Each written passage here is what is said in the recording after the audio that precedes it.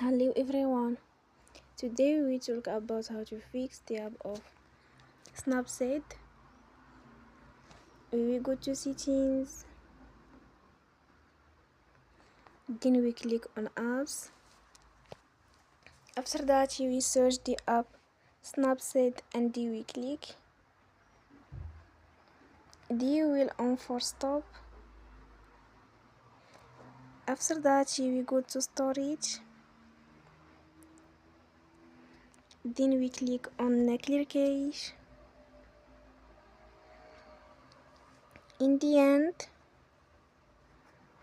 you will turn your Wi-Fi and you will turn again. Don't forget to support us by like time, and thank you